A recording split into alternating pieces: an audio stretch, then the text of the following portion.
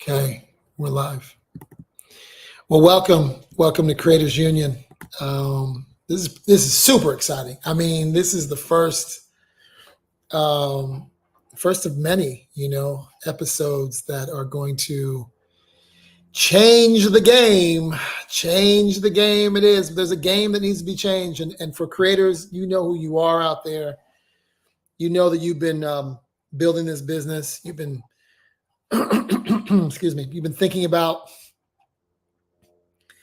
like what's different, what's new, AI, Web3, blockchain, where do I sit? All the questions, all the opportunities. Sometimes when there's a lot of opportunities, there's often a lot of questions. And so we are super excited to bring you a conversation today about creator wellness, creator freedom, creator sovereignty. My name is James Andrews, and I have the good fortune to have spent better than, a decade or so in the entertainment business.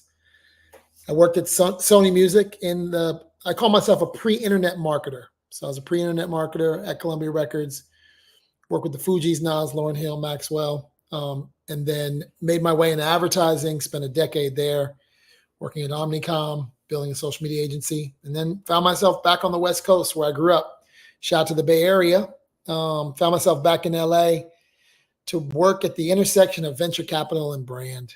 And I'm really excited about what we're doing today and who I'm doing it with. And so Creator Mode Studios is my studio, my Web3 studio. And I have the good fortune to build this with a very good friend. And he goes by DJ Jazzy Jeff. And before I introduce Jeff, I want to introduce the moderator for today's conversation. She is none other than Parisa Rose, an incredible moderator, 8-time All-American swimming champion at that. She really has, in addition to being a former NCAA athlete, she has an incredible gift with humans. And I think you'll see that in today's episode. We're really excited about her moderating a really important conversation around creator wellness, creator freedom, creator ownership. And so very, very excited. I hope that you guys hear me. I hope you guys can see me. If you guys are out there, just a little bit of a sound check, throw something in the chat. Want to make sure that we're actually broadcasting. Looking at this little number, it doesn't seem to be going up. So I want to make sure that we're actually broadcasting. If you're out there, just let us know you're out there. Let us know that we can see you. I'm going to just check before we get started on Instagram to make sure that we're streaming, because we may not be, and I might just be talking to myself. Let me just make sure. I do not see you, James. I don't see me either. So strong possibility that I have not done something right. Great test. Exactly. Select live video from the drop down video. Let's see here. For some reason, I don't think we are live. It says I'm live on Instagram. It says I'm live on Instagram. It says I'm live on Facebook. Well, if you're out there and you're just not talking to me, you're rude. You are real rude. I'm just going to do a quick check. Yeah, we're live. We're live on Facebook. There it is. Okay, cool. Well, all good. Excuse me. Without further ado, I want to introduce first our moderator. As I mentioned, she's an 8-time All-American. She knows humans. She knows humans really well. Without further ado, welcome Parisa Rose. And say hello to Parisa. Why is it not? Okay. I got it. Boom. How about that? Boom. So Parisa Rose is going to moderate today's conversation. And you probably know his face. You've seen him from a TV show called The Fresh. I sound like one of his hype men. You know him from the TV show called The Fresh Prince. Yeah. You know him for really the sound of neo soul. I mean, I don't even call it neo soul. I just call it Jeff Soul. He created his own sound at a studio in a production company called Touch of Jazz. If you're familiar with Jill Scott, if you're familiar with Flowetry, if you're familiar with Kenny Lattimore and so many other great records, those were all recorded in Jeff's studio in Philadelphia. And you probably, and if you are missing what he is doing today, you are missing out on some of the best TV on the internet. He is doing incredible stuff with the Mag Mob. He has his own app. You can find him anywhere. If you just put in DJ Jazzy Jeff Magnificent, he's got a Roku app. He's got an Apple app. There is not a platform that this man is not streaming on. And, I'm super excited to know him and call him friend. None other than DJ Jazzy Jeff, also known as Jeffrey Towns. So I'm going to stop talking and hand it over to Parisa Rose. Thank you so much for moderating today. What's up, guys? Hey. Glad we could get through some technical difficulties, or maybe just technical curiosities. I'm not really sure. But so today we're going to be diving into creator freedom, ownership, and wellness. And as I like to call it, I like to break things down Barney style, which means like, let's just start with like the bare bones basics of what it is that we're talking about. So with that, to break it down Barney style, Jeff, to you, what is your definition of a creator? My definition of a creator is someone who has the ability to man, that's a really good question. Someone who has the ability to bring to life whatever their passion or their job is. You know, hopefully it's a passion that's a job, but to be able to bring it to life, to really give birth. I've always said that to me, being a creator is someone who gives birth a lot. We have a lot of kids. Okay. Okay, so you say bringing to life that passion. How would you define passion? Just the joy that you have for whatever it is that you are trying to do. If you're a painter, you know, the ability to be able to paint whatever you want, whenever you want. You know, if you're a singer, can you sing, you know, and or achieve your goal that you have in your mind of what you feel like being that type of singer is. You know, are you a stage singer? Are you a play singer? Are you a background singer? Are you an opera singer? You know, are you just a shower singer? Hey. Okay. It's a lot of them. So what is something that you're passionate about that is non-music related? Cooking. Ooh. Cooking. Okay. Yes, I am Wow. definitely passionate about cooking. What about it? Cooking is very similar to making music to me. It's putting ingredients together that might not go together. But something sweet and something salty together makes something that tastes really good. And it's just to you know, to see what you come up with. I remember one of the conversations we had a little while back, and I had a question for you. It was about scratching. And you equated scratching to like seasoning on a meal. And it has stayed with me since then. And every single time I see someone scratching, I'm literally imagining them getting like their seasonings and like seasoning the meal as it's like still on the stove. And they're seasoning it and like testing a little bit, like seeing how it tastes and all of that. So every single time I think of that. And now that you're drawing the connection, I think it's so good. That's amazing. What's your favorite thing to cook? I don't know if I necessarily have a favorite thing. I just like to cook. Like I don't have like a favorite meal or a favorite dish. I'm just somebody that I'm kind of like, when I want a steak, I want to figure out a different way of making a steak and experiment. What can I mix it with? To you know, do I want to put salt on it? Do I want to put lemon on it? Do I want to put a pat of butter in a pan? You know, it's so many different things that you can do. Just trying to figure out what is the cool way to make the steak today. Mhm.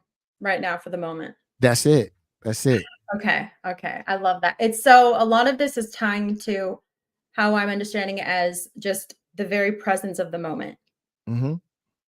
Okay. So I want to shift a little more, and then once James is back with us, then I'll have him hop in. Mhm. But for right now, I want you to dive a little bit into freedom. So we touched on creator. Now again, still remaining with breaking it down Barney style. We got to creator. I want to go down to freedom. Mhm. Now, if you could share your definition of freedom, but not as it pertains to being a creator or a creative or creativity, but just freedom as its own agency, as its own definition. How would you describe freedom? Wow. Really the ability to express yourself in whatever way without regard for judgment Hmm. or consequence. Wow. Okay. That's okay. Without judgment or consequence. Okay.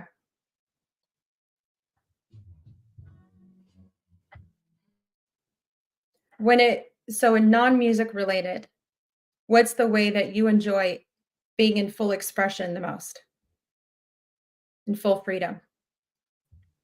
Well, non-music related. Um that's a good one. Cuz I'm not sure how free I am non-music related.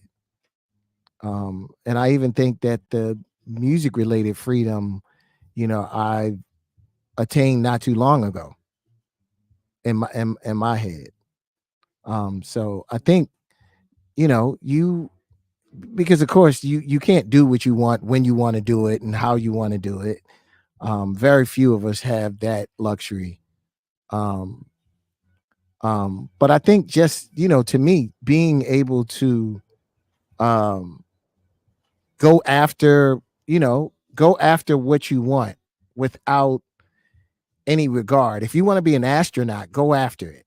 Mhm. You may not achieve it, but I almost think that the freedom part is having you know having the balls to go after what you want. Okay. um What amazing.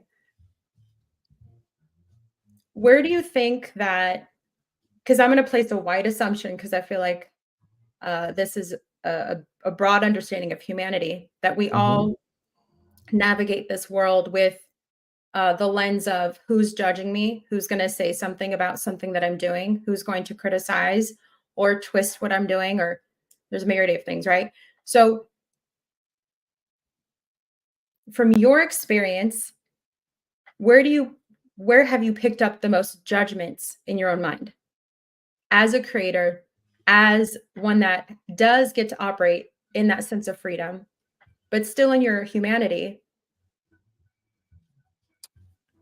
um well, I mean, I think a lot of times you get the most judgment from people who aren't creatively free.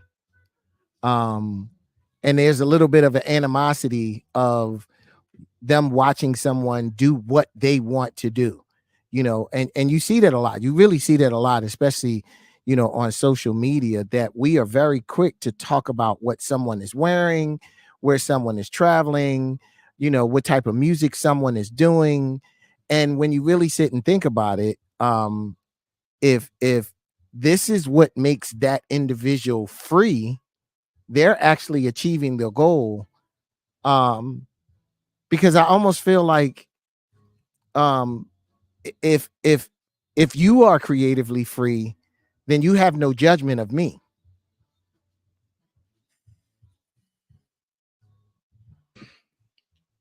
When did you learn that?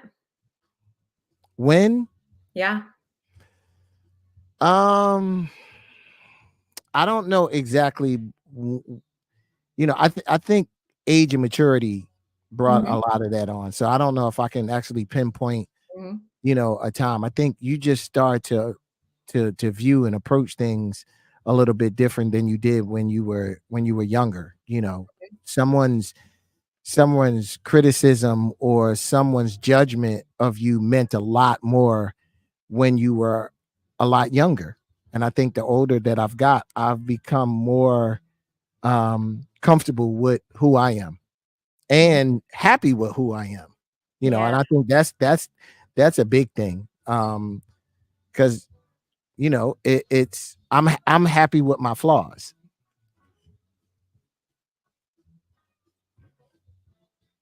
I want to bring James in on this, but like I feel I'm going to just continue with you for a second. Mhm.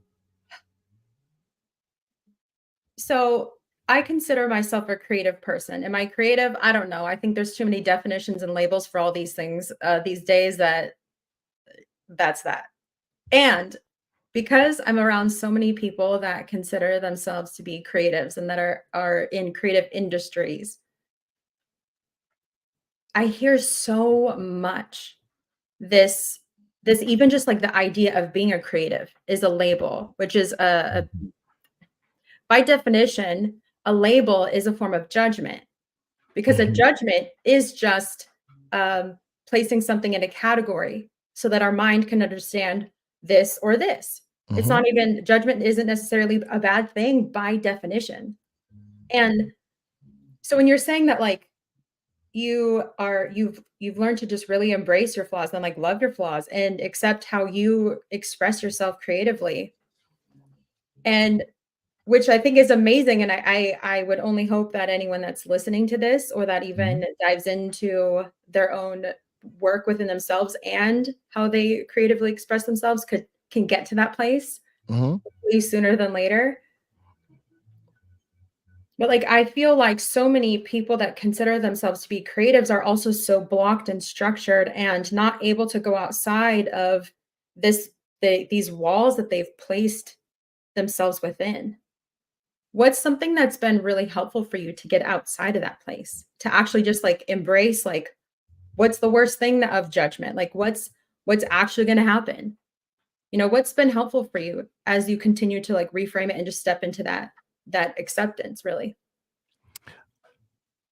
Um,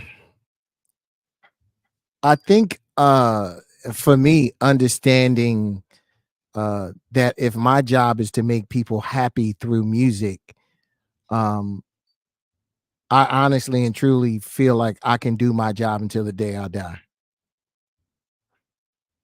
Um, I kind of said this before that I felt um people who are trying to remain relevant, relevancy to me is as simple as paying attention to what's going on. If you don't know what the kids are listening to, all you have to do is pay attention for a little while and you will find out. And I think sometimes um the the the lack of relevancy for people who are going after that has more to do with they don't like what they found. It's not that they can't discover it. It's kind of like when I discovered it, I didn't like it, so I choose not to accept it. Relevancy does not mean that you're going to like what's relevant. Um, so I think just me getting to a point of, I play music for grown-ups. I kind of feel like I know what grown-ups like and how grown-ups want to have a good time. And that level of confidence gave me a lot of freedom um to it's almost like knowing your tribe. it took a long time for you to find your tribe and your people, and to understand that, this is what I do, and this is who I do it for. I think, one of the big issues, especially, in my field, is everybody is trying to please everybody. And I don't know anybody who can do that. So I think once you kind of narrow it down to, I know who my tribe is, I'm comfortable with my tribe. And how'd you get to know your tribe? Um, a lot of traveling. I did a lot of traveling. And just paying, once again, paying attention. I pay attention to who's in front of me. I am the person that, um when you talk about the when I talk about it from a DJ perspective, Mm, um I realize that a DJ's job is a servant of the people. Um and and some instances, we became the star, and I feel like we forgot who made us the star, who we forgot who we're playing for. And so many times we want to play for ourselves. mm, Um, and I think there's a time that you can do that, but you have to understand that if your job is a servant of the people, your job is to serve the people. Your job is to serve a meal that the people like. If you equate this to a restaurant and you open up a restaurant, if you serve a bunch of food that you want to cook and no one likes it, your restaurant will not stay open. right. So you have to find that kind of balance of, this is the kind of stuff that I enjoy cooking, and there are people who like this. Hmm. Um, it cannot be 100% your way. So me understanding that, I pay attention to the people who are in front of me and what they want and what they like, and trying to even forecast something that they're not expecting. Let me give them something. Let me throw a curveball at them that they're going to talk about when they leave here. Let me give them a takeaway. But it's always been in my mind that I want Hmm. to play tomorrow. So did I do a good job today, that I'm going to get a call back tomorrow? And you get to a point that you do enough good jobs, you don't worry about those calls. Yeah. I am so I love how this happens so far each time with us, that the desire that I have to take the conversation to, it gets there with one of your answers, and exactly how you responded. And of course, like, I don't know how you're going to respond to any of these questions, right? And Mhm, um exactly what you're talking about right now is like, you're paying attention to the person in front of you, which another way I feel like you could say that is like, you're investing in the people that are paying attention to you, or that are placing themselves in front of you. You're investing, you're getting to know, learn who they are, what they like, just investing, period. mhm, And that was the overall um feeling tone that I wanted this interaction to be experienced as, is that it's worth the investment to pay attention. mhm, And I feel like, because the every conversation moving forward is going to be very involved with technology and things that are, in my mind, very complex, but that are streamlining systems and all these things that are very transactional. I wanted to make sure that this relational piece was felt first before the transactional pieces were brought forward, because transactional pieces make things happen. It brings the business together, right? But there's so much value in, as you've been DJing and you've had all of this experience, and your reflection is, you pay attention to the people in front of you. Like, that itself, you can go and take that and use that the rest of your life. And I feel like it would solve a lot of things, genuinely. But I'm really grateful that we got there without the plan to get there, but the desire on my end, without even communicating it, because I always have an intended desire to for the experience to be. And yeah, I think that's really special. So thanks for playing, Jeff.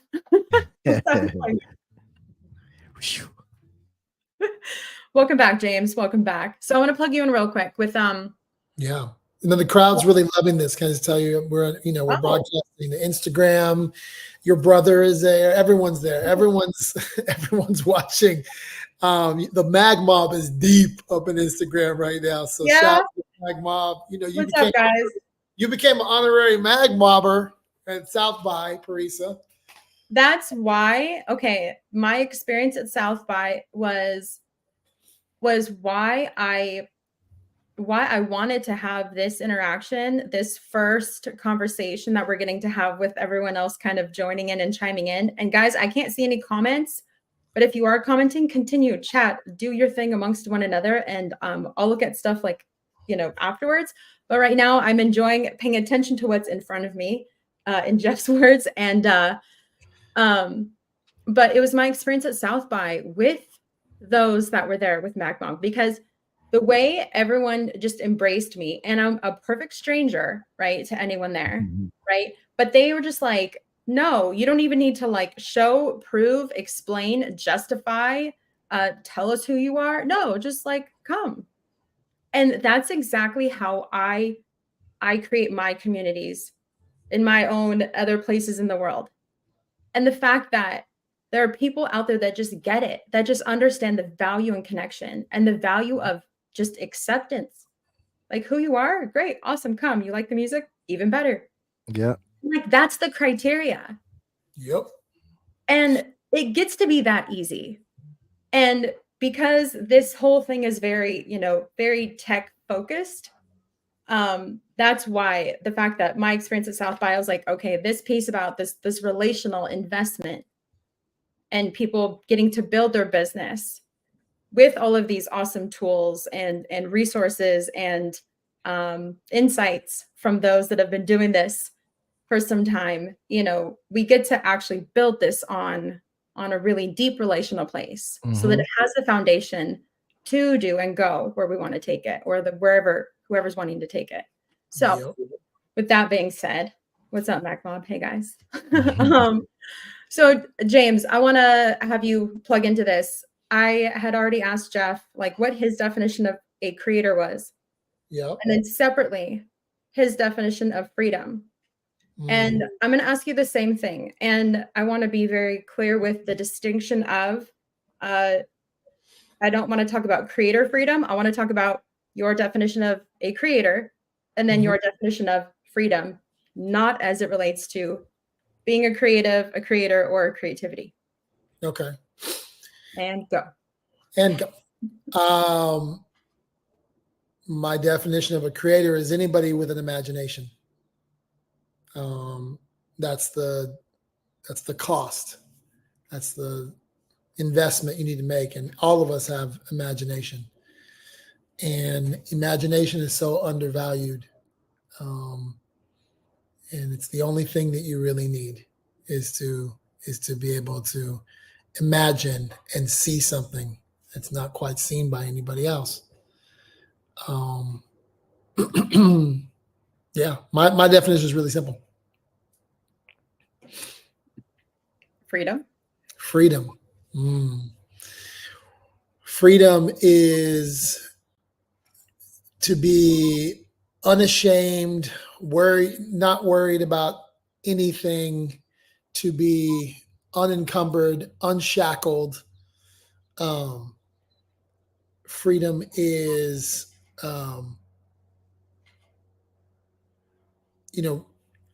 having, personal integrity and the opportunity to walk, live, move in a way that you are proud of at the end of the day. Freedom is the ability to express yourself without any shackles, without any constriction. Freedom is living out your destiny, living out your, what God put you on this planet to do, and to not let anybody, anything stand in front of that is inside of you, that inside ticker. Freedom is marching to the metronome of your own personal beat and being in lock and step with your own metronome. Freedom is something that people have died for, fought for, and freedom is something not to be taken for granted. Where do you experience freedom in your life? Today, I experience freedom as a DJ. That's probably one of the places I get to experience the most freedom. I experience freedom outside of music. Where do you experience freedom? Yeah. As a man walking this earth, I am free. I have choice. I have opportunities. I have, I have the whole world, waiting for me. Let's make it a little more relatable, though. Yeah. Pick one element of your life that you experience freedom, because those are general. Okay. Freedom of my time. I control all, I was going to say 24 hours, but those that know me know that I go to bed kind of early. I have freedom of the day, and even when I'm asleep, I have freedom and the opportunity to dream, which is what makes me a creator. But freedom of how I use the time in the day. That has always been. I always used to say, like, I remember I used to coach my kids' soccer, and I would be on the field, they'd be running around, kicking soccer balls, and I would leave Manhattan and be in Jersey for 3:30 soccer practice. And I was like, man, this is freedom. This is the fact that I can leave this job and go and coach my kids soccer. Like, that's freedom. That's freedom to me. Today, that freedom, because my kids aren't 8 years old anymore. That freedom is how I use my time, how I express myself, what I wear to work. I've never worked in a job. Well, I've a couple of times where I've had to wear a suit and tie, but like, I love that I've always been able to wear Air Force Ones. Even when I worked in a corporate job, I would wear Air Force Ones. I also used to have dreadlocks before I had this bald head. Freedom to wear my hair any way I want to. So now I'm freedom to be bald, I guess, is another place. Okay. Was that by choice? No, I was looking like Stevie Wonder. It was getting a little thin up here. I was getting a little thin up here, and I let him go all the way to the max. Oh, that was good. That was good. That was good. I'm not the only one roasting. I love it. Okay. We have one other guest in the waiting room. I mean, I'm, no surprises. I don't know if she's coming up to join us to talk about freedom. She's not there yet. I really hope she is. Well, I mean, yeah, okay, boom. I mean, boom. There it is. Oh boy, here we go. What's up? She is. Here we go. Is my mic working? Yeah, you're great. Yeah. Annette, can you dive into this, because I'm gonna shift gears right after this, but I want your perspective in on this piece so that we as a group can go to this next piece that's like, I feel like really gonna shift the conversation a bit. But the question is, what is a creator to you? What is your definition? And what is your definition of freedom? But freedom as itself, as a whole, separate from creator freedom, because that is the title of this conversation, is creator freedom. So separately, creator and then freedom. Okay. To me, a creator, so James said something about someone being creative, and I think, or that if they can, have their imagination and all that, I take it a little bit further to say that a creator is the person who can come up with the idea and then execute or figure out a way to bring that idea to fruition in some way, whatever it may be. I think there's a lot of people who have ideas and you can be creative, but until you actually tangibly produce something, you know, I think that's when, and that something could be anything. That's when you become, you know, a creator. And so that's what I think, regardless of what your Mhm. what the product, the end result is, what makes you like what you do with the idea is what makes you the creator. Mhm. And the question about freedom, Yeah.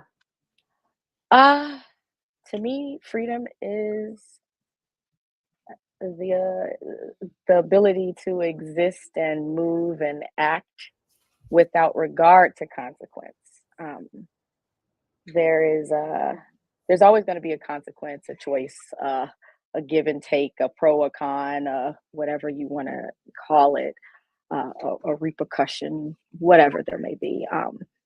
But if the way you're moving about your day, or moving about the world, or moving about the way you interact, um, and that's not the same as being inconsiderate. It's just more about not allowing other things to deter how you move in this life that you're in. So that's freedom to me. Love it. So I'm going to add probably like 3 words for context of both of these words: creator and then freedom. My definition of creator is someone that brings forth life. Period. Bottom. That's it. And then freedom is just being expressed, or being expressed versus contracted. So if you think about like a muscle being, flexing a muscle or extending a muscle, it's the act of just being fully extended or expressed. So I add that to help if anyone, as those are listening, sometimes one word will pop for someone, one word will pop for another, and just to help really add more color to all of this. Now, I want to dive into ownership. And I feel like, okay, so I feel like all these words, the reason why I want to break this down, as I said initially, like break these words down Barney style, is I feel like a lot of these words that we're talking about are used so often that we're not necessarily all speaking about the same context of that word, right? So you have the title of our conversation today is Creator Freedom, Ownership, and Wellness with DJ Jazzy Jeff, but we don't need to define that because he's already defined. He's already defined himself, right? But I feel like whenever we talk about creator of freedom, even the word creator, it's like, what is that? Well, guess what? Every woman is a creator. We create, we bring forth life. Everyone that tends to another, anyone that is living on this planet is a creator, because you're creating life. You're literally creating things in the moment. You're creating thoughts as you're listening to me right now. Like, everyone's a creator. Then freedom, it's like maybe we have a little bit of a inner wrestling with the word freedom, because what is freedom? Is it perceived as alleged freedom? Like all the things. I'm not going to dive into that little rabbit trail because I could go for hours. But ownership is one that I feel like is one that's really, unfortunately, really lost on how powerful and how potent that word really is. Because ownership, in my perception, and this is where I want the 3 of you to really chime in on this and to really help color this whole the context of ownership. But for me, ownership is more of an embodiment, is more of an action. And yes, like ownership is something that you can own this thing, physically own a pen, right? You can own a home, you can own things. But ownership goes beyond physical objects. And it's, for me, it's more of the decision to have authority over, more so, and the decision to operate in a level of assertiveness. And it can come through the form of, owning something with a purchase or a title that would help declare that. But it's, for me, it's very much an embodiment. So I would like, Jeff, if you could start and just kind of add some more color and context to this word ownership because I wanted to keep this broad and go about it like this because if we're talking about creators, it's literally the most broad term on the planet, as it should be, as it gets to be. And as you and I were talking about earlier, how creators and creatives often place themselves in these boxes and have these walls around themselves that we are naturally putting ourselves in because of conditioning, because of judgments and all the things that if we can talk about this concept of ownership very broadly, then maybe we can start pushing these walls back a little more. Oh man, you would start with me. Um, it's really hard to define uh ownership because I there's times that I feel like, you know, at a point in time when we are, I want to say creatively free, when things are just pretty much starting off and you have all of this optimism, I think that ownership gets clouded because we have somewhat of a goal set in our mind of what we want to achieve. And a lot of times, you know, and I'm really speaking from a creator's point of view, a lot of times that goal is never ownership. That goal is a place that it's almost like our desire is to get to the 15th floor of a building that we don't own. Like a lot of times I don't feel like we set out in the beginning of saying, I want to build this skyscraper so I can go to my 15th floor. So I think um we think we're thinking, or we think that we're kind of talking from an ownership point of view until we get to a point that you realize that I got to that 15th floor, but I don't own the building that I'm in and someone can actually kick me out. So I think, going back to that, experience and maturity, you start to define or redefine what you feel ownership is to you. Um, I know a lot of us creatives have made music, and being 100% frank and honest, that I don't own any of the music that I created with Will. I created it, but I don't own it. So sometimes, those things can get a little jaded, that, then your desire is to, I want to create something that I own 100%. Um, because what I've created in the past, ended up not being mine. Um, and you weren't told that, you weren't taught that in the beginning. So that's why I said, so many times I feel like this ownership rabbit hole changes as you get older, and the more experience that you have, that you almost need to figure out what is it you're trying to own, that first, to figure out how to claim ownership. We could just stop that now. We could be done. I'm kidding. I'm not kidding, because there's more color to add to this context. That's everything. I'm guessing Lynette, I would love to hear from you. Before he said it. I'm done. It's over. I literally was like, we can't even have a conversation about ownership until we know what is it that we're talking about owning. Absolutely. And that's mic drop. You can, yeah. I'll add maybe ownership. I mean, there's a certain amount of ownership. What and then why? Because why do you want to own a thing? Why is it important to own that thing?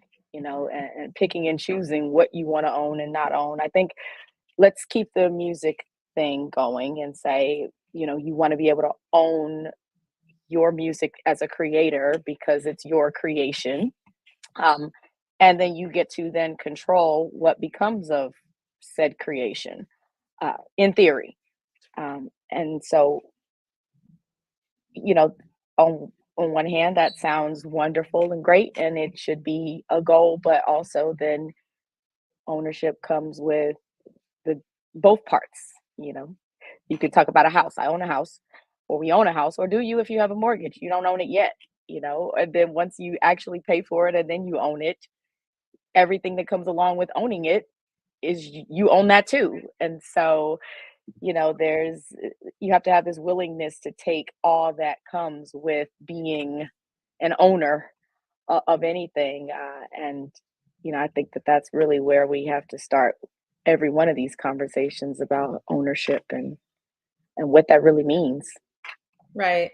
My two favorite words that I love to use with with control, with ownership, with freedom are perceived and alleged. I'm not a Pretty much. but I'm realistic. And I'm Yeah. like, I don't know. Yeah, but you hit the nail on the head with that. Yeah. And putting those two things, because we're talking about freedom.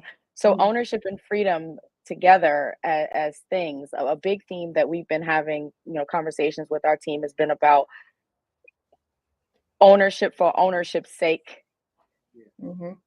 even at the expense of growth or scaling or any of those things. And so I think that's the biggest part, that you can't have conversations about those two things or one of those things without the other. Like, you can own Mhm. all of a thing and it's, you know, it could sit in your house and no one ever sees it, you know, and if that's okay and that's the goal, then great, you own it, it's yours, you know. But if there's greater ideas, or, you know, you have a vision for something bigger for said possession, you know, and that may require enlisting other people, you may relinquish a little bit of ownership, uh, Mhm.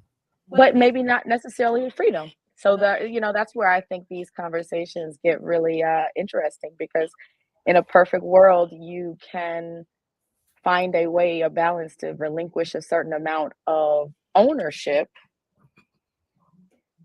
along with like-minded people who don't compromise your freedom. And that is not easy to accomplish. So that's kind of why these conversations are happening, right? Yep.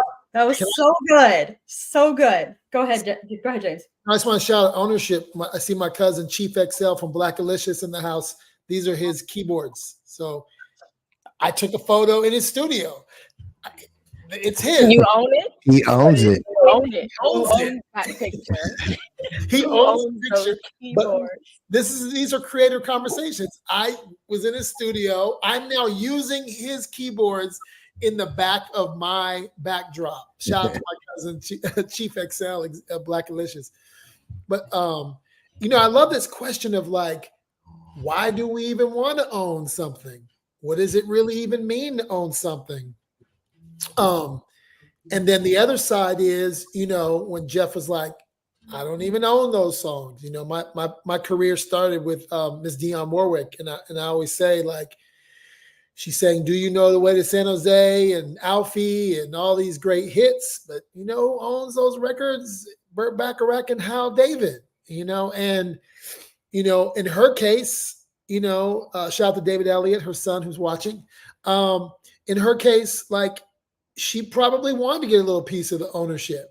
You know, like, it would have been nice for her to have even a little piece of that. Why? The why in 1960 was, man, it would have set her up completely different financially. I think about that in the world that I work in venture capital.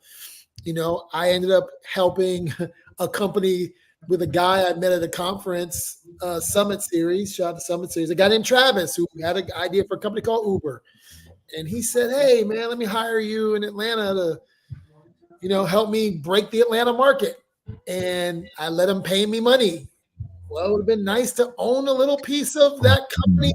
I would come back 100 grand just to, you know, just to like be in a different position today. I think that the question of why own, why does it matter? Why is ownership important is going to get more and more interesting as more and more content is created, and the ability to create content becomes easier and easier. And you know, what things do you want to own? Why do you want to own those things? You don't want to be like those people that, what are those people that they just collected. My aunt was one of those people. We had a garage and she just hoarders. Like, do you want to hoard a bunch of stuff? Do you want to go to the grave just, you know, hoarding a bunch of stuff? The DJs call it collecting. The DJs call it collecting.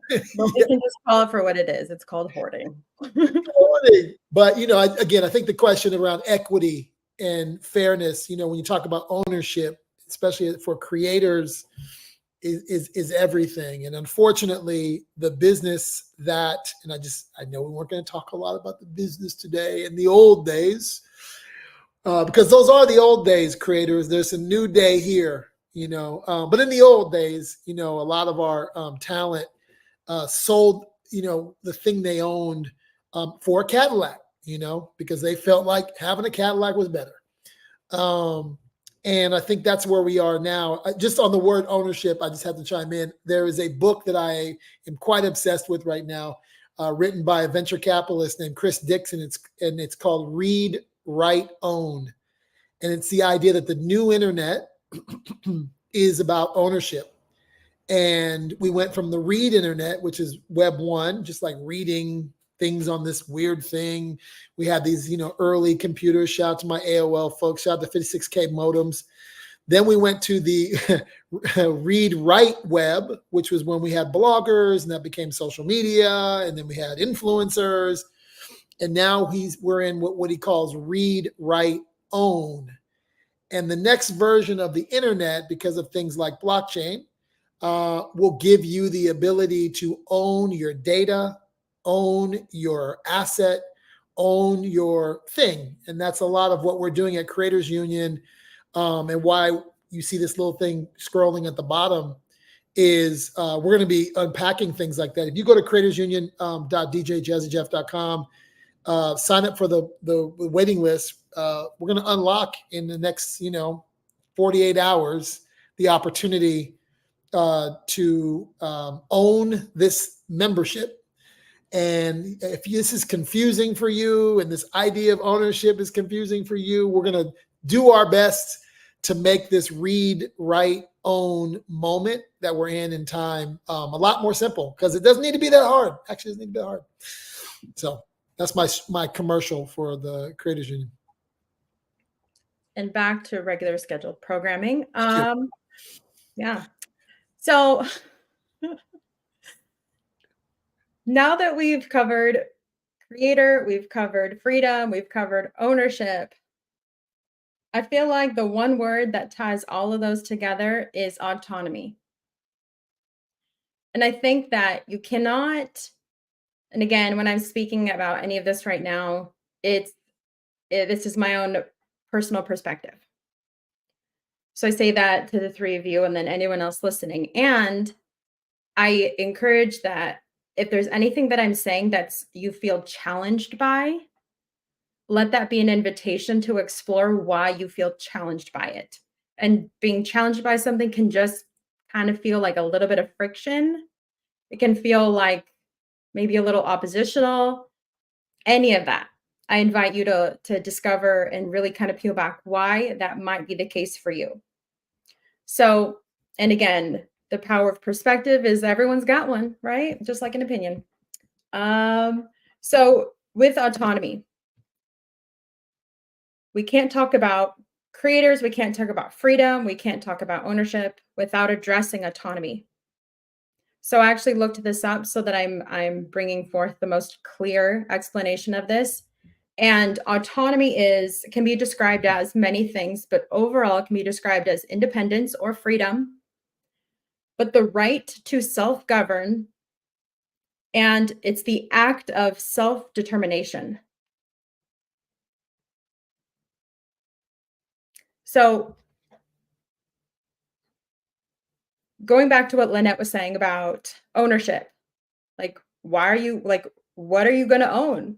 You need to determine what you're going to own and why you need to own it, or why you feel compelled to own it, right?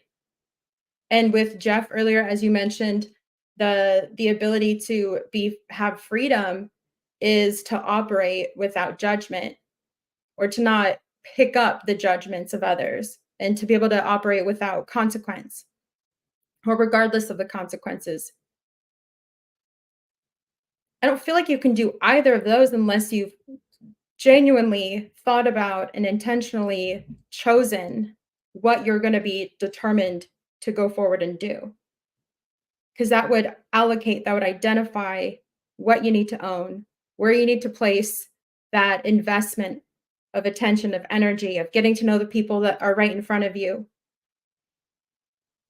And this piece, right, itself, is the autonomy piece, is the piece that I feel like, not just in music, not just in tech, not in any place, but in all places, it's not focused on enough. If you're going to create a business, as we're going to get to dive into with people that choose to be a part of Creators Union, it's going to come with the ability to choose what you're determining it to be. Like, you get to choose. And choice is actually really challenging. We all want it. But how many times are we every day choosing and being intentional about the choice? Because when you're intentional about a choice, you're operating in that self-determination, which is you're operating in your personal autonomy, which would then enable and be that space for the container of, or for creativity, for freedom, for ownership. So this is not like a personal development seminar or anything like that. And I don't think that you can really dive into fully your full creative expression unless you really evaluate what you're determined, what you desire, and what you've defined your passion to actually be, and how you explore that consistently. Jeff, I think you have some thoughts because you keep looking at me. No. I mean, because it kind of goes back to, like I said, understanding what is it that you want. Like, I realize that there's a lot of buzzwords, especially when we're talking about the music industry, of ownership and owning your masters, and and it's just one of those things that you know you hear people talk about owning something, but they don't even know what it looks like, what it feels like. They don't even really know what it is. They just know that they're supposed to own it. I think a lot of that is you fighting the past of not, and I'm speaking from personal experience, going through some of the pearls that I had in the music industry, and realizing that you created stuff that you ended up not owning. It was an extreme desire for me to own everything, and I had to one day stop and ask myself why. Like, what is the reason that I want to own it? And I realized that it was because I thought I owned something, and I realized that I didn't. So it wasn't even the fact that you should own it. I pay attention to people. It's almost like when you first start making money, you want to buy a car. And someone tells you you need to own the car. And then you realize that it might be more sensible for you to lease the car. But sometimes your ego stops you from leasing the car because you realize that I don't own it. And if your ego jumps ahead of the logic of, you probably would be better off if you wanted to change this car every 2 years, of leasing it and driving it and giving somebody the keys and driving off the lot with a new one. If you allowed your ego to get the best of you, you might say, I want to pay these extremely high interest rates and buy this car 3 times over, just to point in somebody's face and say I own it. So I think, it can come from so many different ways, but understanding the what first kind of gives you the roadmap of if this is something that you should even be fighting to own or not. Heck yes. James, I'd like you to chime a bit in on that before I shift a little more to the tech and tools part of the conversation. Oh, fun. That's going to be fun. Remind me of the question. Just repeat, please. Well, just if you would riff off a bit of what Jeff just shared. Oh, I was really, you were checked out. Lynette, you're already on it. I was all up in the Instagram. I was talking to the people. I was in I know, I saw. So there's something really valuable I learned from Jeff that he really values, is something he shared really early on in this conversation. He said that he pays attention to what's in front of him. I'm just going to place that right there. You can pick it up if you want to. Lynette, it's all you. Oh my gosh. Well, I mean, these conversations is funny. Jeff and I have these sparring matches about stuff like this all the time. So a lot of it is, I'm taking my earring off because I don't want it to be like, hitting against.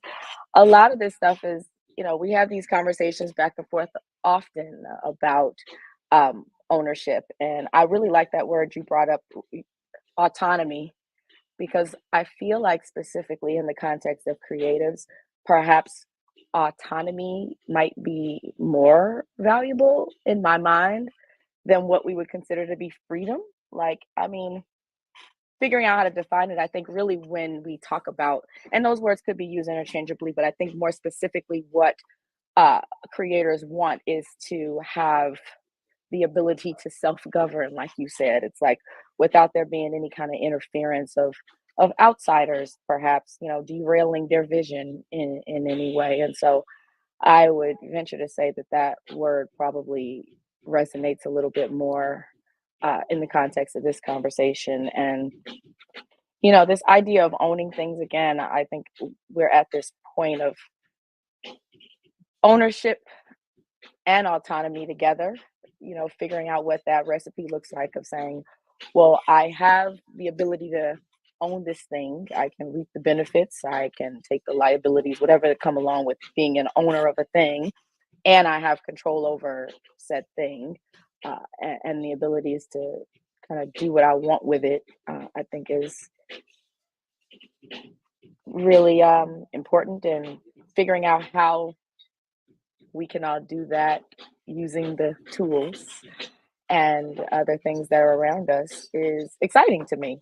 Like, I think it's kind of cool. Like, I look forward to challenging these notions we all have. I always talk about James and Jeff, like, okay, guys, industry vets, the jaded ones, right? I get it. You should, rightfully so. Like, not even, listen, I've heard every story. It's all some what, like, rightfully so. And so, and yet they both still have some optimism about what the future holds and how to still figure out how to bob and weave around these barriers and roadblocks. And I think that's the part I get the most excited about when it comes to talking about ownership and autonomy and freedom and creating and all those things, because without them, we gotta keep people on their toes.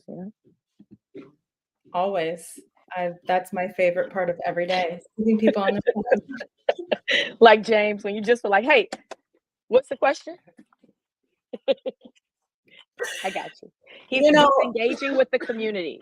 I know. And like, I totally get it, but because it's a visible engagement, I'm like, all right, I'm just gonna poke fun because we can.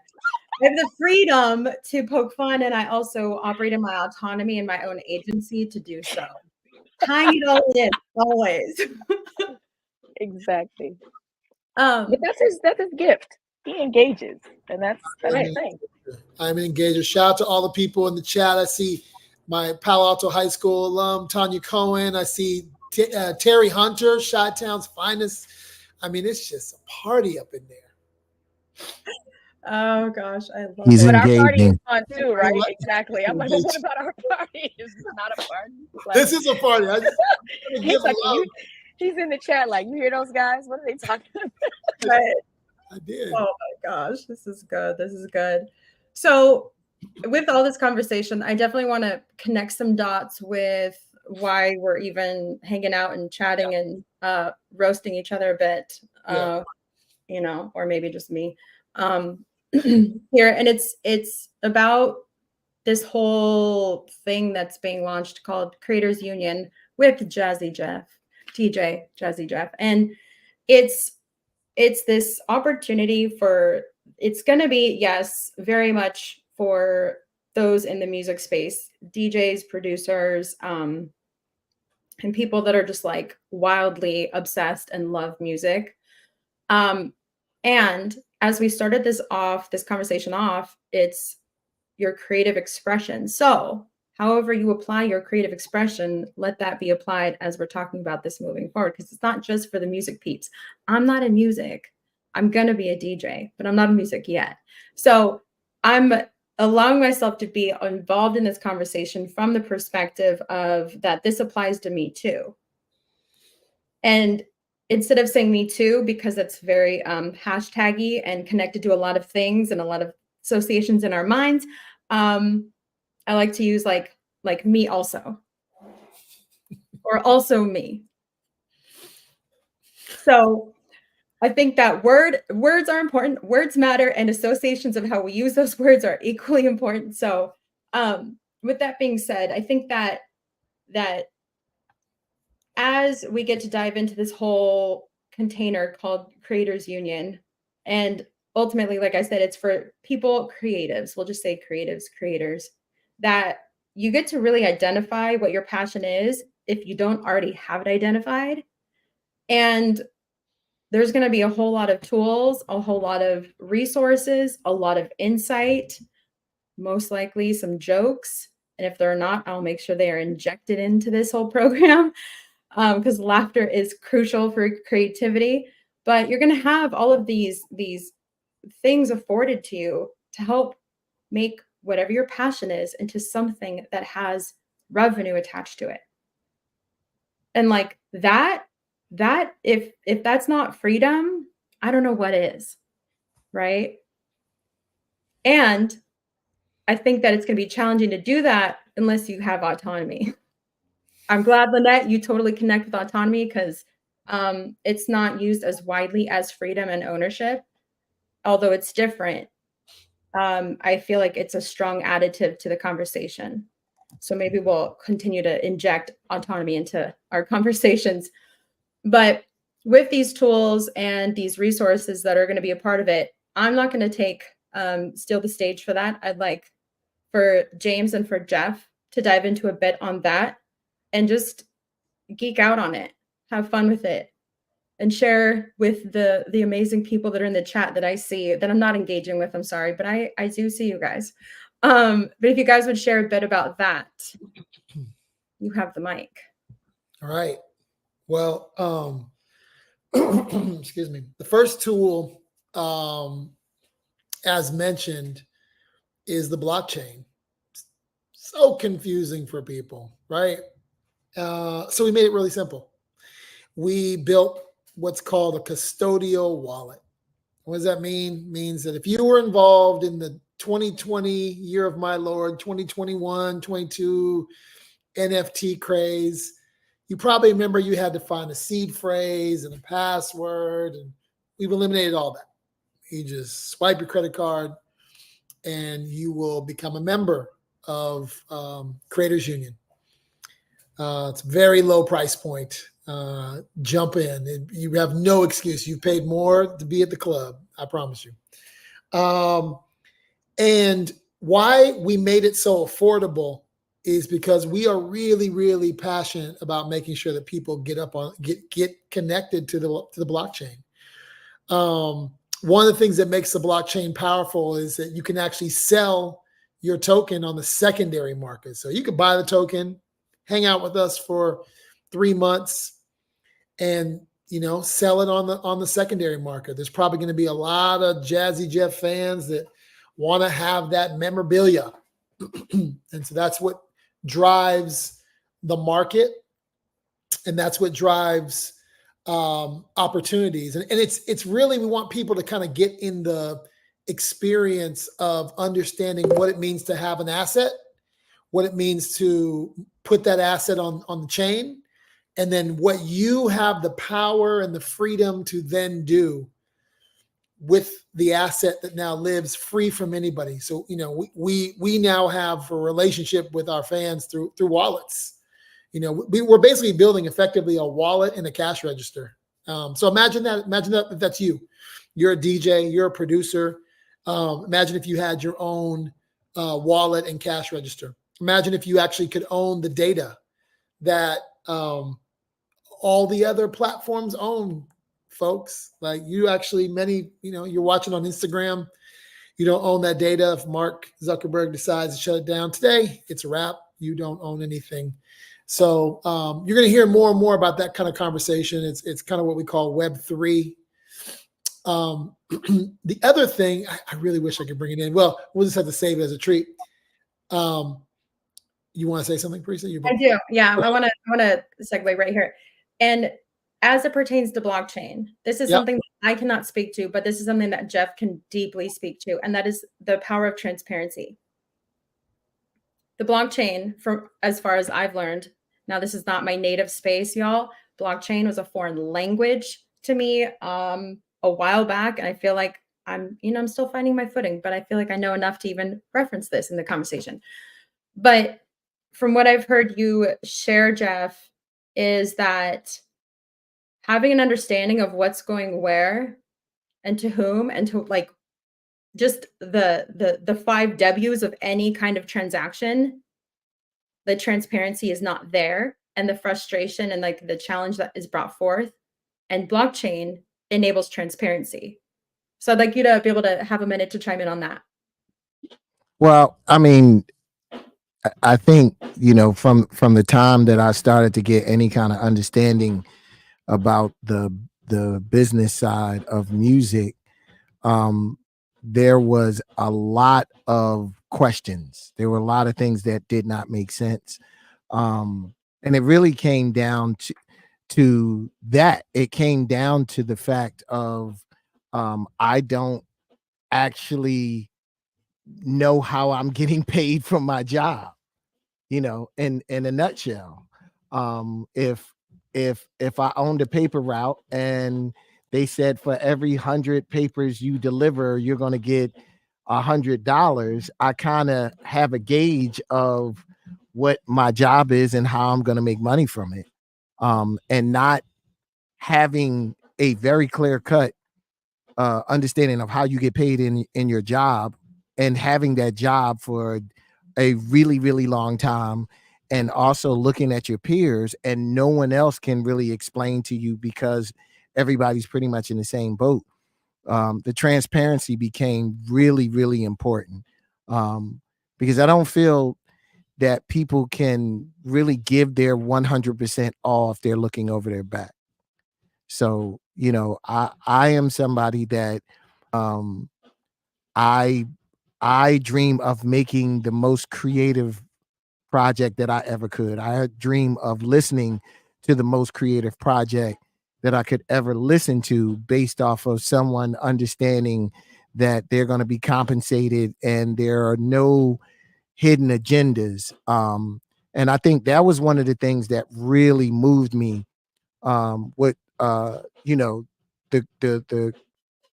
creators union is just the fact that you can have a way that we can be creative and be transparent is amazing. I don't know a creative, especially in the music space, that isn't looking for that right now.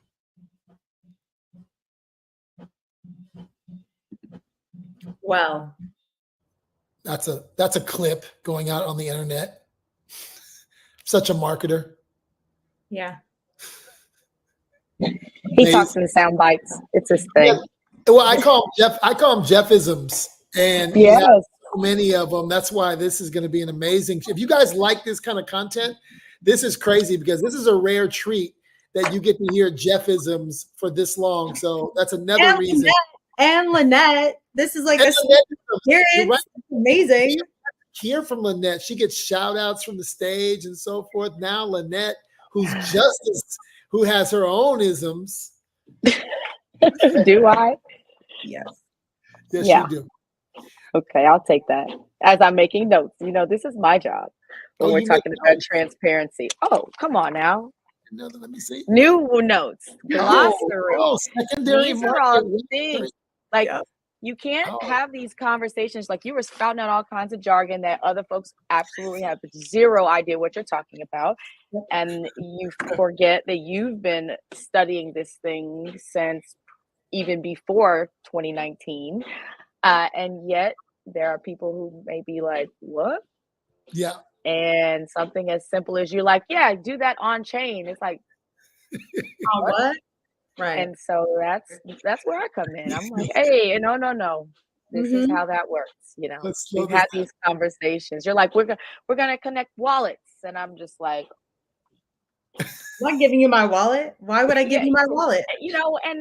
And not even, because we've had these conversations, and I know what we know, but I know what other people don't know, and what they're not going to tell you they don't know. And the analogy I give is like way, way, way back then. We weren't questioning, like right now, we put our email address and phone number or whatever we have to do into any of these, online pay apps. And we don't question the behind the scenes of what becomes of it, because all of those processes are very seamless. And each one of those new things people embrace with cynicism, or not even, they, cautiously embraced and took time. Some people were like, well, what is that? Some people still balancing checkbooks on paper, for all I know. But my point is, as much information as you can give people about exactly what's happening in this process, they can weed out how much they want to know or not know, but the information is there. And if you have it, I'm here to slow you down and be like, no, what's that mean? Because can I also say the secondary market reminds me of a yard sale. Anytime anyone talks about secondary market, at a yard sale, like, I don't understand. I'm still learning this whole concept of a secondary market. I'm like, okay, so you're gonna because you're not pawning it, you're actually selling it and releasing your ownership of it. So it's like a yard sale, right? Like, yeah, but with more value. I think it's correct, more on the other side of more like an exchange. Let's call it when you have something, I feel like a yard sale is like, well, I just need to offload this thing. What's it to you? Whereas I think that in this space, it's a little bit more of a premium, or it can be, as long as you're attaching some true human elements to it, that make that thing a cultural asset that is worth having. It's kind of like offloading a bike in a yard sale, but I still get a chance to ride it every once in a while. No, I don't like that either. That's like, I'm not giving it up fully. I'm gonna offload this bike, but every once in a while, let me have a ride. Yeah, except it's not. It's like, both of ours. No, see, it's eBay, but it's not like, oh, my kid's outgrown clothes. It's more like Clorox during the pandemic. Like novelty items. You know what it is here for the creator out there that's listening? It's actually, you offload the bike at the garage sale. Every time the neighbor's son rides the bike, you get paid. Sure. So that's where it gets interesting, because it's like, I made my cousin Xavier should be getting paid for me stealing this photo from his studio. I'm sorry, X. I'm sorry. That's only a portion, but but he and so imagine if then somebody is watching this StreamYard and then takes that clip and they put it on their StreamYard. Xavier should be attributed, and he should continue to get paid, and his family should, when Xavier is no longer here, like that keyboard. So it has legacy. It has royalty. What's that? Like a royalty? Yeah, the problem with royalties, though. Yeah, bad word. Bad word. Oh man, that's a trigger word. Oh boy. This is blank canvas here. So educate. Yeah. Okay. Well, Brian Dawson, who's a part of our Creators Union company and team, says, or adding a tracker to the bike, and every time it's sold, you can get paid. I like that. I like Or that. if That's a good it's one. written, you get a royalty. Yeah, that's what I was saying. Okay. It is a royalty. My own bag for understanding this. Thank you, Brian. The problem with the royalties is that these things are tracked by computers, which create transparency. With royalties, which started on a ledger, which is also what we use in the blockchain.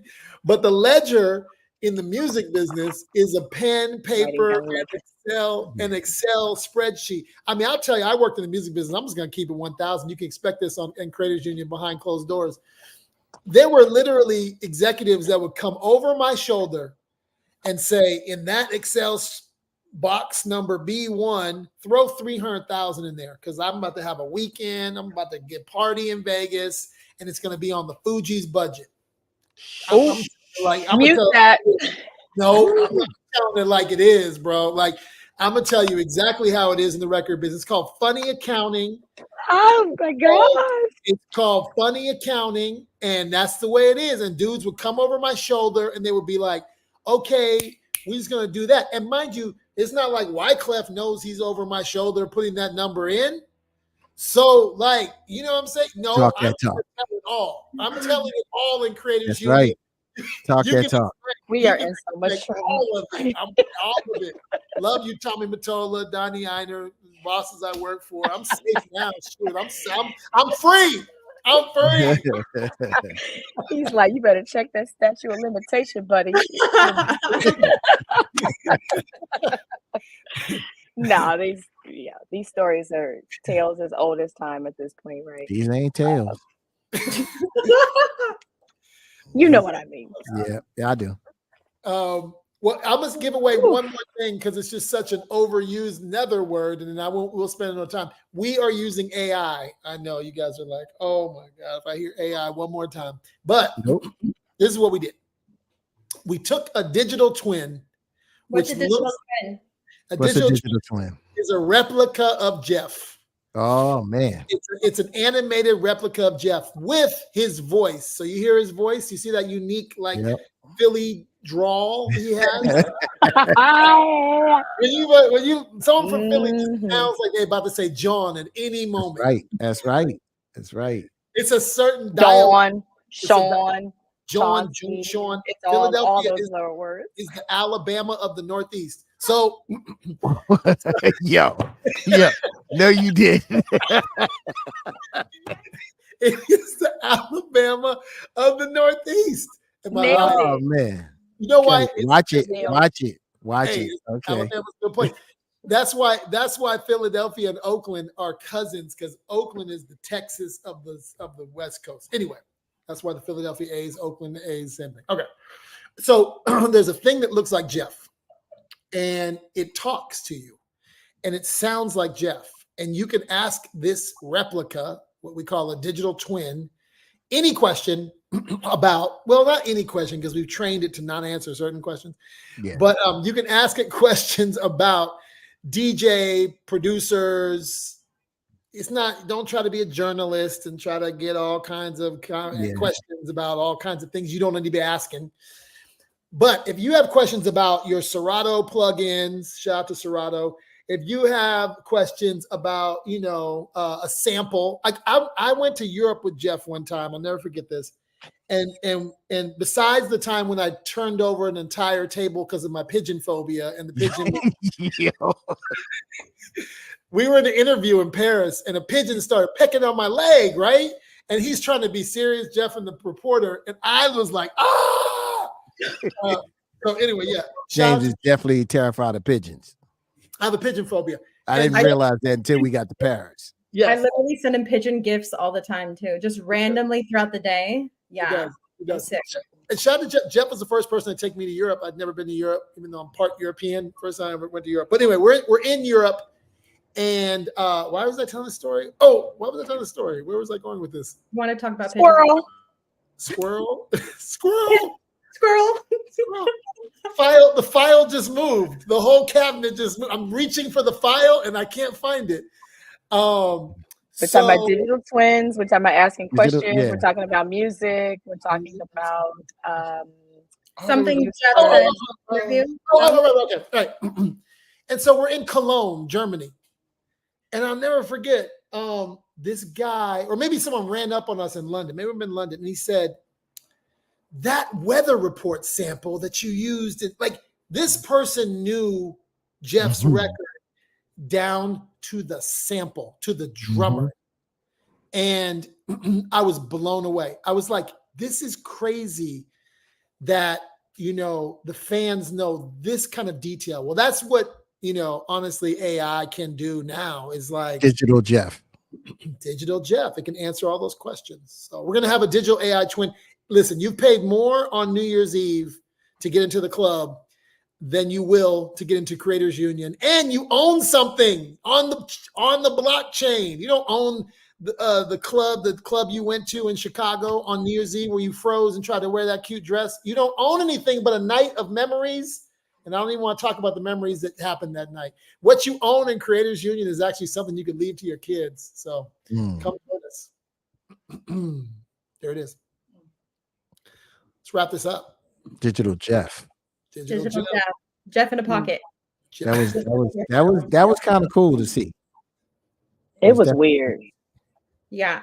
I'd actually like, Jeff, if you could share a little bit about your experience of experiencing yourself, but in digital form. That was like the most amazing things to witness. Go for it. Well, yeah, it was different. It's just watching me ask me a question was like I was in a parallel universe. So, but I answered like me, and I answered very Jeff-like answered. I was just like, wow, this is great. But going back to the AI thing, people, I remember when people talked about the internet. Oh my God, the internet's going to ruin our kids and we're all going to die and the world's going to blow up. I remember when people said, you can't bring a calculator into class or you're going to make everybody stupid.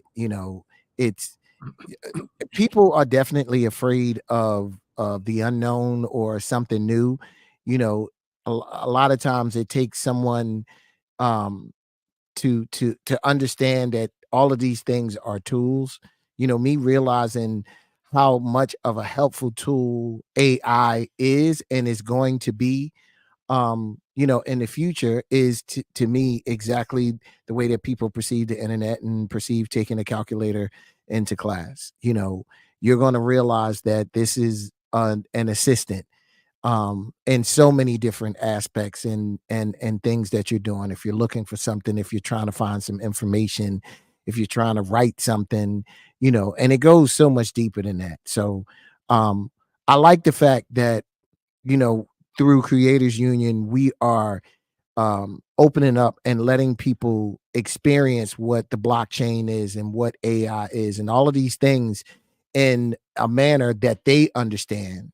And then they can take that and apply it to however, they see fit. But it's kind of like sometimes you need a guide into this, like Lynette was, joking with James about simplifying it. I think that's the part, so many of these things people turn off because they don't quite understand.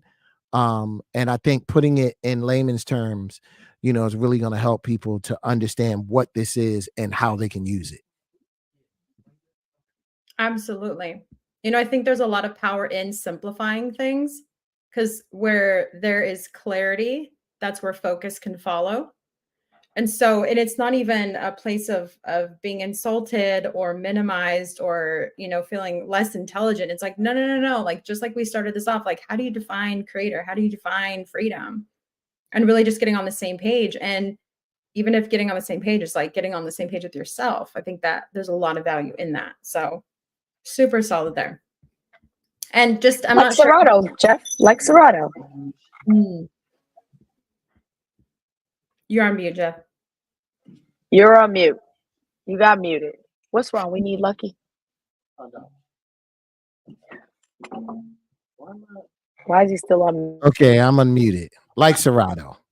Sorry, my dog came in here. We were having it. See, Parisa, we were having that dog conversation, and my dog came in here just to show me how much he loved me. Full circle moment there. I love that. There it is. We did start this conversation off with dogs. That is right.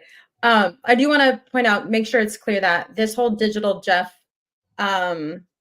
character and experience is embedded in it's not even a program, but it's this whole experience at Creators Union. So, look at that. I'm going to interrupt myself. Oh my gosh. Yes. This is life. This is what it needs to be. Oh my gosh.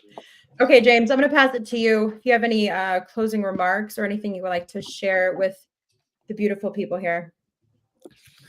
I feel extremely grateful to be doing this with the Towns family, also known as DJ Jazzy Jeff Towns. Shout out to Lynette, who really pulled this whole thing through. There's a long development cycle when you're building in blockchain, and Jeff was a part of this whole Hip Hop 50 global phenomenon, and we're super excited that hip hop is going nowhere. It is still alive, and Lynette really pulled it through. Lynette was really she stood in proxy for Jeff, and it was great to see Jeff at South by going, oh man, like this is all built.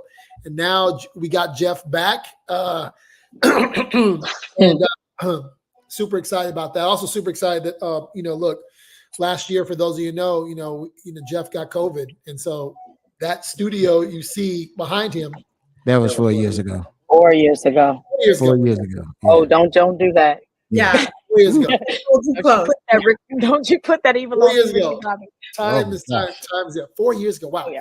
So that studio that Jeff is in, that you guys are watching, is wow. It's just like the magic that's happening there. I mean, they got a Tiny Desk like show, Playlist Live. It's happening there. If you don't know about Playlist, if you don't know what's happening at Playlist, tune in to what he's doing. It is phenomenal. He is a radio station. Look at that. He is a radio station. Look at that. Looks like Power 106. He is his own Power 106, his own Viacom, his own record company, his own media channel, his own podcast network. I mean, what Jeff is doing as a creator is the definition. And you don't have to be a musician, a DJ. You could be a yoga teacher. You could be Pinky, who created Slutty Vegan in Atlanta, whatever, like whoever you are, if you've got an imagination, you are a creator. And that's really what Creators Union is for. We're centering, DJs and producers. For those of you that know DJ Rich Cacao is even eating I'm putting myself through the discipline of a revenue goal and a manager. And I'm using the same things that we're going to be teaching you. I'm going to be using in my own DJ career. I got a $1 million revenue goal. I already have a gig lining up in Cannes, France. I'm meeting about this Friday. I'm super excited. If you guys are executives like me that want to DJ, hit me. We got a thing called Execs on the Decks. Any VC, any executive who used to DJ in college, and you don't want to tell nobody. It's not just for executives either. If you just DJ'd, if you wanted to DJ, if you wanted to produce, if you wanted to do anything in life, you feel like life got in the way. Yes. This is for you. It's for you. It's for you. And we moms out there. And shout out to our friends at Serato that just make these tools that have AI built into it and make life real easy. Thank you to my man OP, who's just shepherding me into my Serato life. But no, seriously, we're excited. I'm excited to be doing this. This is going to be an incredible journey. We got Jeff for X amount of time, and then he's off to DJ with New Kids on the Block. So in that time, we're going to give you the goods. We got some pretty amazing friends lined up, some people who have the wisdom and who are going to be right here in one of these boxes with Wednesdays. You're going to want to get it. It's called a token. You're going to want to get a token today. We're giving it away. We're calling it We're new kids. Hey, we're New Kids on the Blockchain. Remember, I said it first. Let Listen, everybody know. I said That's it why first. I married her. We Right are there. Oh my new kids on the God, that is blockchain. amazing. That's why I married her. I see. New kids on the blockchain. Woo! I'm Boom. calling Donnie and Jared tomorrow. Donnie If I and didn't pay Jared, so much for these Phoenix microphones, I'd drop it. Yo, who we are knows? new kids on the blockchain. Who knows if we don't have new kids on the blockchain soon? No, it's gonna be good. I got some interesting people, some interesting folks lined up. Shout out to Ryan Leslie, hint hint. We got some good folks that are about to come sit in this seat with us. And I And can't James, wait. are we gonna have some more of them deep conversations? Yeah, well, look, Like we going there? I mean, not like listen. This isn't Not public. No, yeah, not no, public. okay. Mm-mm. I'm already like, we need to add all those disclaimers that come along with the tap. So Management once you stepping get in. behind the Yeah. wall, yep, manager here, yep, Kelly Shapiro the hero. I'll call you tomorrow too. Kelly Shapiro, the hero. Shout out to Malibu Kelly. Yes, keeps all of our legalities legal. Well, it's gonna be good. But This is no, great. fun stuff. It's gonna be awesome. She should come too. Actually, that's another Yeah. conversation to be had to talk about any legal Yep. impacts, implications that come along with this. So I got a lot of calls to make tomorrow. Love to have. So Love I to- think I my want to wish bookmark was- this. yeah. Hold on, real quick. I want to bookmark this moment for like the four of us, but also like for myself. So I'm saying this out loud. Jeff, as you were expressing, like, are we going to have more of these, like, you know, like deep conversations? As a creator, you're expressing that you have that desire. It may not be in this exact format, right? Mhm. But you have the desire. So I think that's the it's not even a challenge, but I think that's the opportunity presented in front of us. Like, how can we create that opportunity to happen so that you can experience that full expression within that? So it's just like, Yeah. I'm just thinking like real time, like in these moments, it may not be right now, it may not be the same format, the same context, the same you know, avenue here, but what could that look like? So Yeah. there's the bookmark for Everybody loves new kids on the blockchain in the chat. Okay. So, that's my parting words. I'm ready to go. This has been great. Yeah. Can't wait to the next one. Jeff. And show them, you know, we're gonna let everybody experience digital Jeff. That's a good one. Yeah. Yeah. Just they gave me access to digital Jeff. I can do all kinds of things with it. I can like call people. I can See, and that's the thing. So I tell you, That's the thing. You already got the phone numbers ready to go. You're like, hit send. Go. We can do crank. We can do crank You're calls. gonna call people. Don't do that. No. Don't do it. Crank Man. calls. Crank calls. Remember the crank call days? Mhm. Jerky boys. Shout out to Sherry. Shout out to Sherry. Yes. And a shout out to everyone who helped put together Oh, Sherry, definitely. digital jazzy Jeff. I'm on Yeah. a roll right now. Would that be DDJ J? DDJJ. Digital DJ Jazzy Jeff. DDJJ. No, we're just gonna be DJJ. See, You two I need like a show. DDJJ. You need a show. But then it could be digital with a J, so it could be DIJITAL. And then you can do a whole branding thing with that D and that J, so that J could be something else, and then it could be Jazzy Jeff. Like we could do a couple of things there. No, do not let him try to just leave us on here and let everybody else laugh at us as we continue, and then he's gonna step out. We're just gonna wrap this up. So I saw that. You're like, I wrote it. I wrote it down. It's like, so it's 2 Ds, 3 Js. So it's like D2, J3. We can make a mathematical equation. We could do all the things right now. all the things. All the things. We could like, it could look like code. I don't even know what code looks like, but I think code in my mind looks like mathy kind of numbers, all that maybe. I don't know. I don't even know. I probably I should think go. that might be maybe. I don't know. I think we're gonna leave that to the coders. But I do want to know how it all works, and that's the part where I start picking everything apart so other people can say, yeah, because when I put my credit card in there, then what happens? Because you're just going to be taking my money. Right. And that's why I'm here. I'm bringing the healthy amount of cynicism to this experience so that everybody knows that I'm going to say everything you're thinking.